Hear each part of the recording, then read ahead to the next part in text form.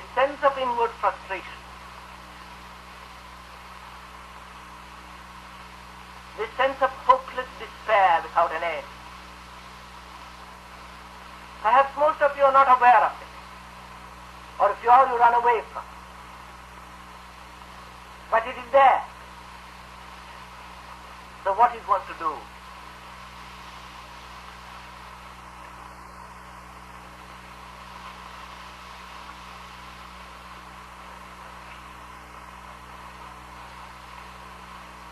First of all, it seems to me, it's very difficult to come to that position, to be so aware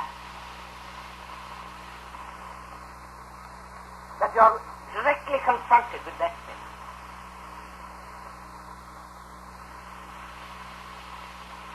Very few of us are capable of facing that thing directly as it is, because it's extremely painful. And when you do face it, because you are so anxious to leave it, run away from it, you might do any act, including committing suicide. Or run away so far in any illusion, in any distraction.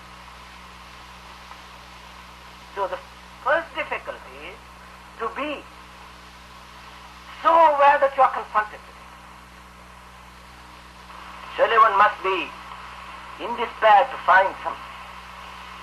When you have tried everything all about you, every door through which you can possibly escape, and none of them offer an escape, you're bound to come to this point. Now, if you are at that point, really, actually, not fancifully, not wishing to be there, in order to do something else, when you are actually faced with it, then we can proceed and discuss what to do. Then it is worthwhile to proceed, but merely to find substitutes for one escape for another. Join this organization and leave it and join something else. Go after one thing after another. When all those have stopped, which every intelligent man must eventually, sometime or other,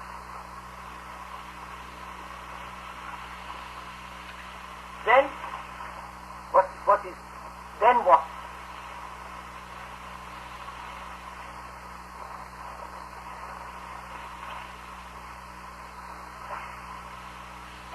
Now, if you are in that position, what is the next response? When you are no longer escaping, when you are no longer seeking an outlet, a way to avoid it, then what happens?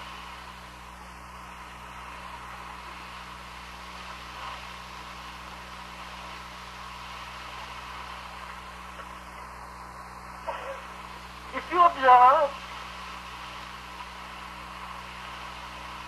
what we do is,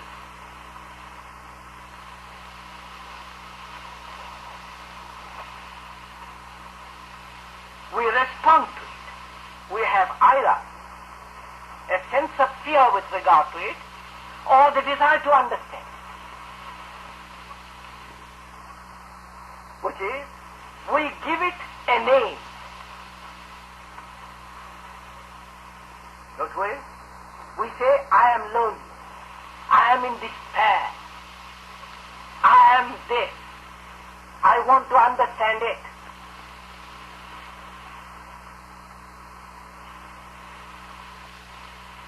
That is the thing which we call lonely, empty.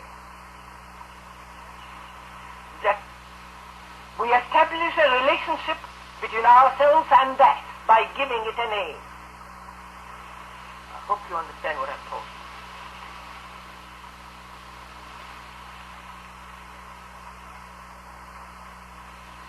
That is, by verbalizing our relationship to it, we bring to it a neurological as well as psychological significance. And if we do not name it but merely regard it, look at it, then we shall have a different relationship. Then it is not away from us, it is us.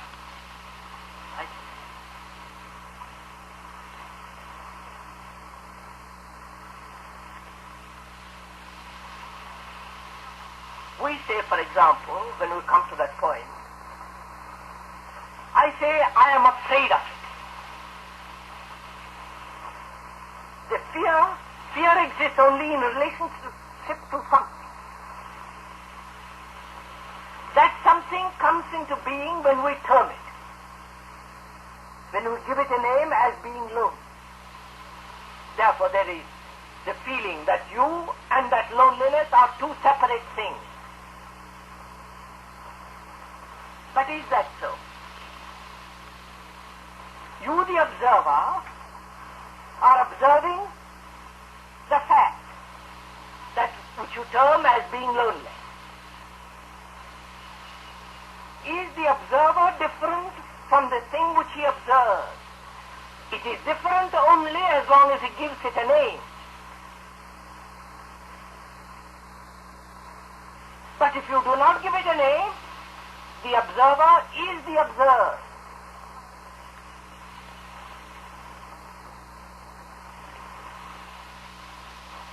The name acts, the term, acts only to divide. And then you have to battle with that thing. But if there is no division, if there is an integration between the observer and the observed, which exists only when there is no naming, you can try this out and you'll see. Then the sense of fear is entirely gone. It is fear that is preventing you from looking at that, which you call I'm empty, I'm this, I'm that, I'm in despair. And fear exists only as memory which comes when you term.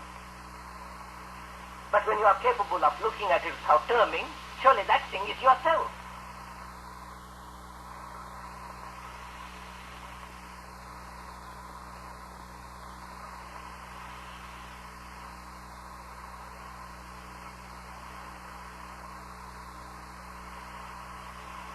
So when you come to that point, when you are no longer naming the thing of which you are afraid, then you are that thing. When you are that thing, there is no problem, is there?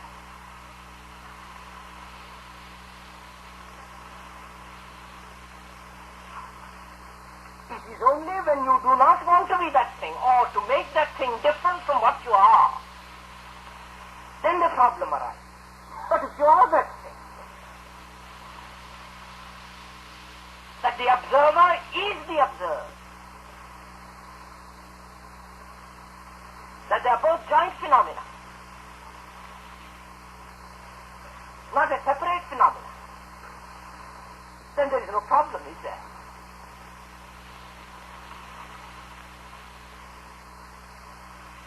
Please, you experiment with this and you will see how quickly that thing is resolved and transcended and something else takes place.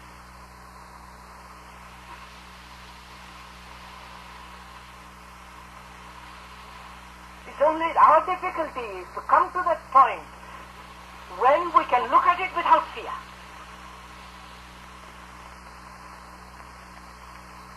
And fear arises only when we begin to recognize it, when we begin to give it a name, when we want to do something about it.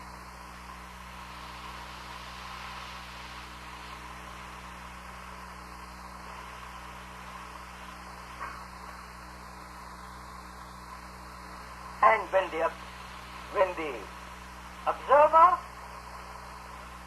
sees that he is not different from the thing which he calls empty, despair, then the word has no longer a meaning. The word has ceased to be. It's no longer despair.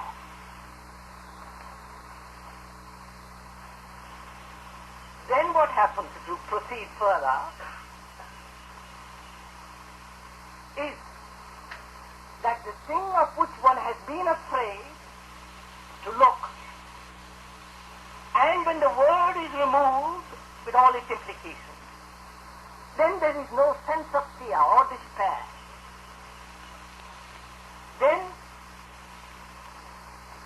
there is no fear, no despair, then the word is no longer important. Surely, then, if you proceed further, there is a tremendous release, a freedom.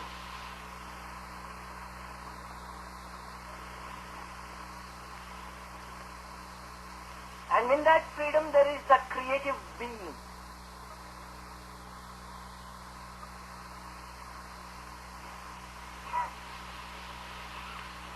Which gives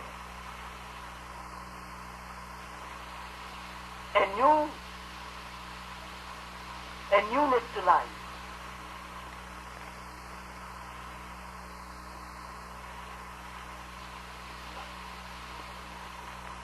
That is, to put it differently,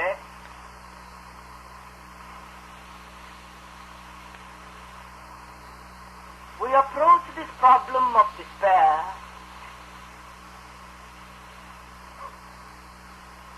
through habitual channels. That is, we bring our past memories to translate that problem.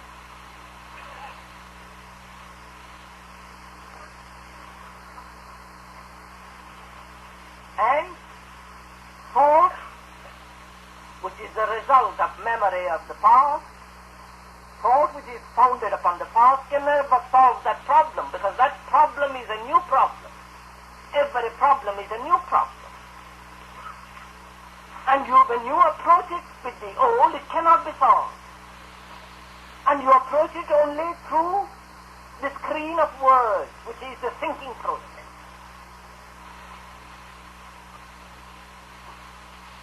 And when the verbalization stops, because you understand the whole process, it is not easy, then you are able to meet the problem anew. Then the problem is not what you think it is.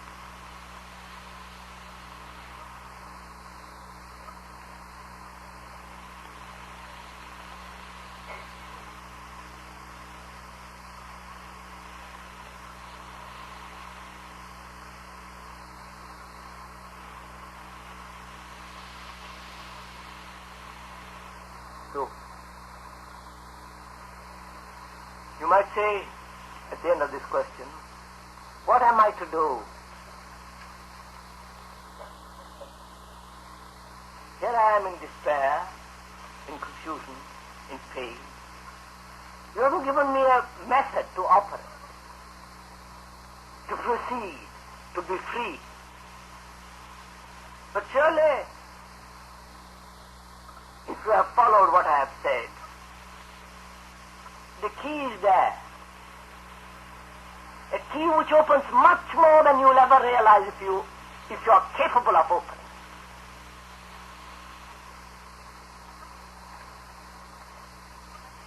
Because you can see then that how words play an extraordinary important part in our lives. Like God, like nation, like the political leader, like communism, like Catholicism, like words. What extraordinary significance it has in our life.